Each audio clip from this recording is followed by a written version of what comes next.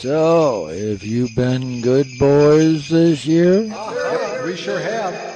What would you like Santa to bring you? That's an easy one. Well, we don't tell you.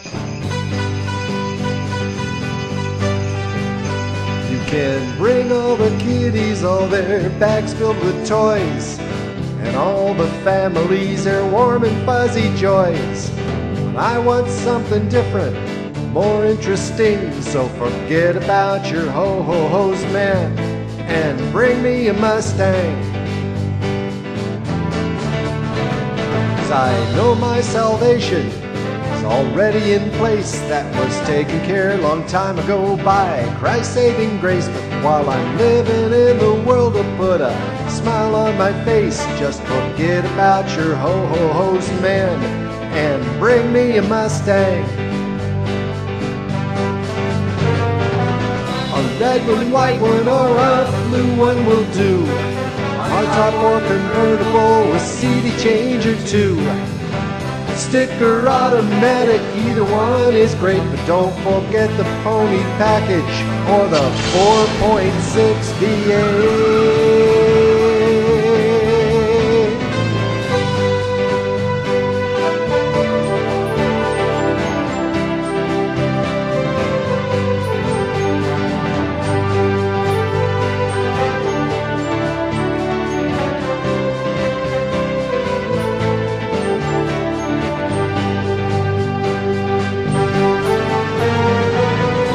Red one, white one, or a blue one will do.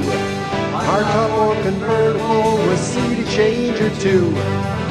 Stick or automatic, either one is great, but don't forget the pony package or the 4.6 V8.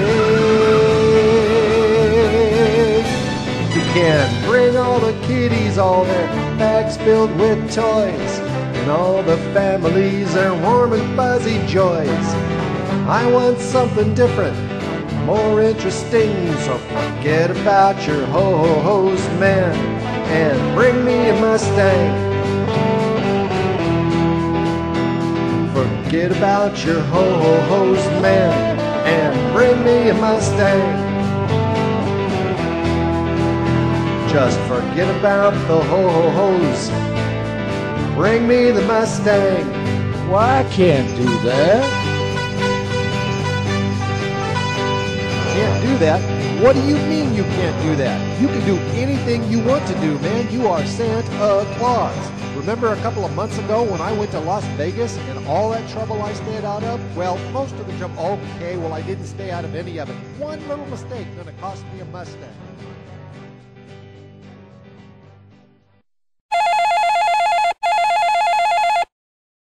Hello.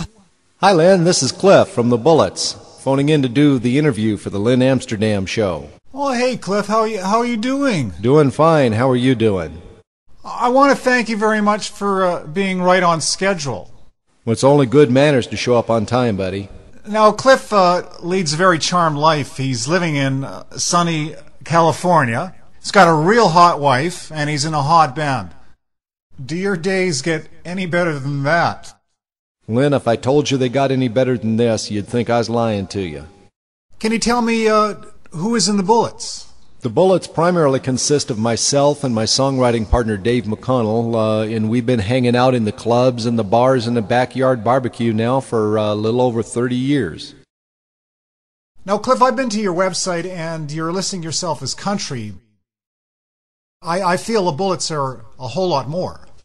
We're listed as a country band, Lynn, but that's mostly due to default because it's a most generic genre to put our music in. We're really more of an R&B type, Buddy Holly type band. Do some pure country, but we don't do a lot of it because Dave really doesn't like to hear me yodel. Can you blame him? There seems to be a big 60s influence on your music. Now, do you have a personal favorite band from that era that you feel has influenced the Bullets? Well, my personal favorite from that era, the British invasion era, has always been the Zombies. Tell Her No, Time of the Season, She's Not There. I think they're probably one of the most underrated bands that ever was. While they were overshadowed by the Beatles and the Rolling Stones, They were tighter, better melodies, more jazzy, bluesy type band, and their album Odyssey and Oracle is actually better than Pet Sounds or Sgt. Pepper's or some of the others that really get the acclaim. But some of the others that were our favorites, bands like Chad and Jeremy and the Dave Clark Five and Gary and the Pacemakers and just about any British invasion band that came out. And then in the latter stages, really liked music by guys like Gary Puckett and the Union Gap, all the way to Bobby Darin to Jim Croce. So while there's a lot of British invasion influence, we try to throw a little bit of everything into what we do. Cliff, I understand you had a chance to meet one of your musical heroes, Rod Argent of Zombies fame. I've actually had a chance to meet Rod Argent and Colin Blunstone several times, and their lead guitarist Keith Airy is a fairly good friend of mine. We've had many a drink together. One of the stories that Rod told me not too long ago was that his song "Tell Her No," which is my personal favorite song of all time, is in the Guinness Book of World Records for having the word "no" in it more often than any other song.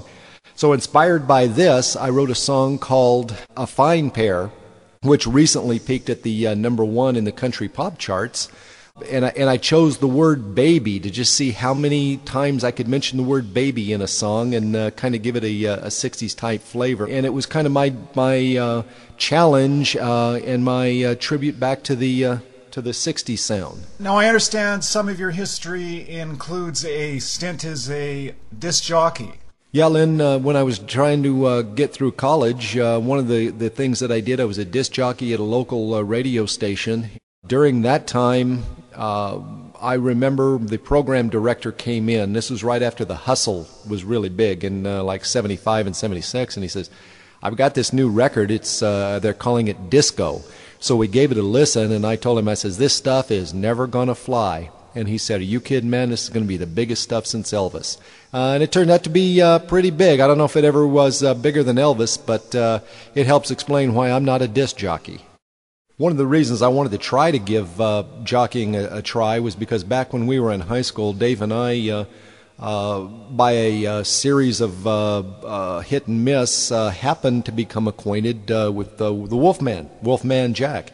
And we used to be able to call the station and identify who we were, and they would put us through while he was on the air. And had several times that we spent quite a while funning with him on his radio show. He was quite a nice man, and then a couple of years later he was cast in American Graffiti, became more well known, and ended up Clap for the Wolfman. That's a reference to the Guess Who's hit record Clap for the Wolfman. There is a guest rap by Wolfman Jack himself. Cliff, can you tell me about the songwriting process for the Bullets? Songwriting for us, Len, or especially speaking for myself anyway, is really more of an inspiration than it is a process. I found that I get sparked by phrases, by things people do, or actually by a feeling that comes out that I want to try to describe. And I've found that most every song that I've written, which is now around 55 songs, generally are written in a couple of hours, because once it hits, once the spark is there, it generally flows pretty easy. Do you have a hands-on when it comes to the production of your recordings? Well, yes, Len, not are we involved. We are the production end of our recordings. It's very basic. Recording is done up into an MR8 multi-track recorder through a Behringer mixer for the vocals with SM58 mics. Even the drums are done in the worst possible way, which is just open air with one and maybe two mics. This is shocking. Then I try to master it as good as I can directly from the MR8 onto the Cakewalk program sometimes, and then straight up onto the MP3 site. So what do you think of the internet, and specifically how the internet is now a tool for the indie musician? Well, this indie internet thing is a great thing. It gives people like us a chance to put their music out there for public consumption. And it's a great thing because it puts control of the music in the band and the listener. The listener can hear what they want, and the band can put it out there. Whether or not you want to give them an MP3 download or not is up to you. And who knows? While it's not probable, it's always possible. It may fall on an ear someday that somebody wants to pick up your music and promote it. You got a favorite guitar? Yeah, I do, Len. I've got actually two favorite guitars. I have a Washburn Cumberland, which has a vine inlay in the fretboard with pearl inlay. I also have a 1972 Ash Fender Stratocaster. Played a lot of guitars over the years, but there just isn't anything better than a Strat. Can you share some gig experiences with us, good and bad?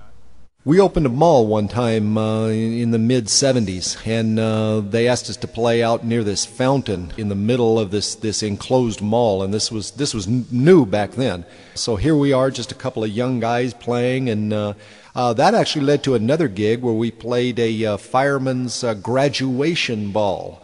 And just as we set up and got ready to play, the PA system failed. So we took our guitars and stools and went down into the middle of the crowd of about 300 people and played for them for a couple hours till the party was over. And people were enjoying the music so much, they actually asked us to come out in the parking lot and play for them some more. So we did for about another 45 minutes sitting on top of a car. So do you like doggies? Quickly, Lynn, my dog never leaves my side. When we go to sleep at night, there are two heads on the pillow, mine and my wife's. When we wake up in the morning, there are three, mine, my wife's, and my dog. So when my wife opens her eyes, I'll always pick up the dog's paw and kind of point it in her direction and say, "Hey, do you like doggies?" Well, that's a wrap. I'd like to thank Cliff Hitchcock from the Bullets for dropping in. The Bullets are on the top of my playlist and should be on yours too. Len Amsterdam Show, broadcasting from Canada, heard worldwide. Hey there, you looking for a good time? You want thrills, chills, and unparalleled excitement? Well, sorry about that, folks. All you're gonna get is us. The Bullet Band welcomes you to the Bullet's Desert Cafe, a place where anything can happen, a place where anything usually does. Check your guns at the door and join us at the bar for a drink, a laugh, and a listen. The Bullets are proud to be part of the Len Amsterdam Show. As always, broadcasting from Canada.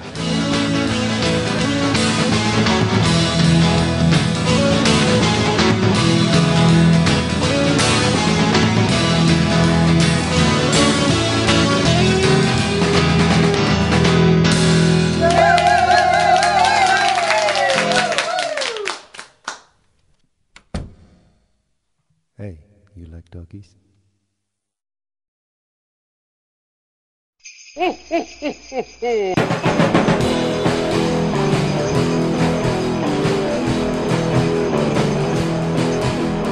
I woke up this morning, decided to go play. I went down to the bar room, sign said closed for the holidays. I can't believe it's happened, got no distance to go and buy. Might not be a problem since my throat and bank account's dry. So keep the holly jollies and the eggnog and the plays. Keep the holly jollies and just hope it goes away. Just hope it goes away.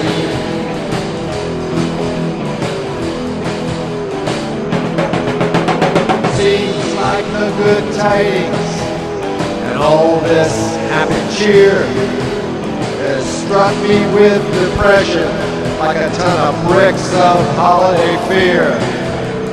Wish there wasn't a Christmas or a New Year's holiday.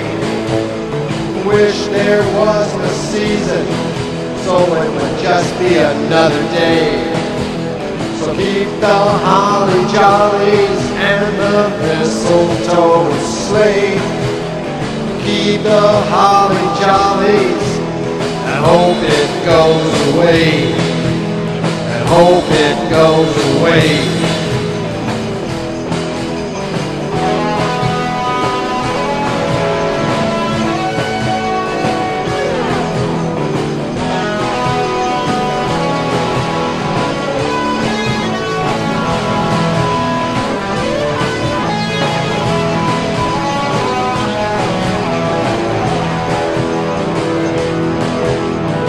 Want any more Christmas season, 'cause I've had as much as I can take.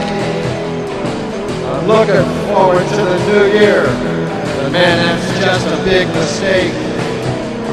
Christmas is that certain time for family and friends, but you ain't got nobody, man. This season just never ends. So keep the holly jollies, snowman and the cakes, to keep the holly jollies, and just hope it goes away. Just hope it goes away.